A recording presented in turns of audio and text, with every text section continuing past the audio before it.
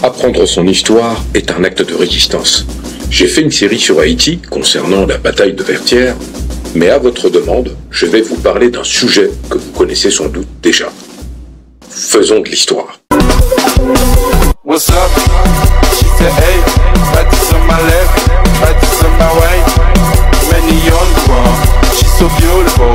Est-ce qu'on t'a capable c'est for of Vindovaille? Oui. Je précise qu'une série d'enquêtes a été publiée par le New York Times du 22 au 25 mai 2022. Elle a mis en lumière l'affaire de façon très sérieuse sur la dette haïtienne. Elle rappelle l'ampleur dévastatrice de cette dette imposée à Haïti par la France après son indépendance et établit un lien direct entre cette spoliation financière et le financement de symboles français emblématiques, dont la Tour Eiffel. Ces investigations méticuleuses dévoilent comment la première république noire de l'histoire a été systématiquement dépouillée de ses ressources au profit des anciennes puissances coloniales. Bien entendu, avec des conséquences économiques qui perdurent jusqu'à aujourd'hui.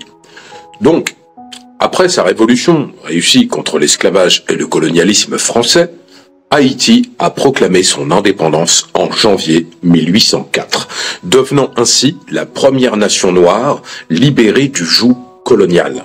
Cette victoire est apparue inacceptable pour les puissances impérialistes de l'époque. Elle a conduit, en 1825, à une situation sans précédent dans l'histoire. Sous la menace d'une invasion et d'un retour de l'esclavage, le roi Charles X de France a imposé à Haïti une rançon, appelée rançon de l'indépendance.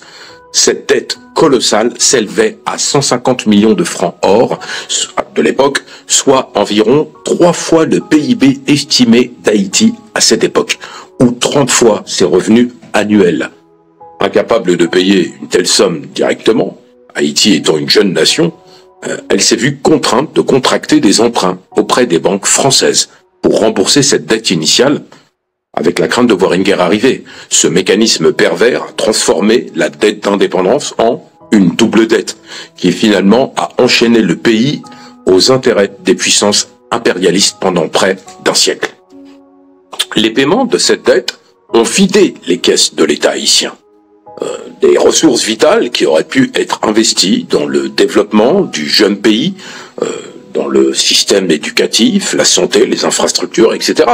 Le système qui a été mis en place pour drainer les richesses d'Haïti vers la France était sournois, mais surtout sophistiqué. Selon l'enquête du New York Times qui avait été publiée, la banque Crédit Industriel et Commercial, que vous connaissez sous le sigle CIC, a joué un rôle central dans ce processus d'exploitation financière. À la fin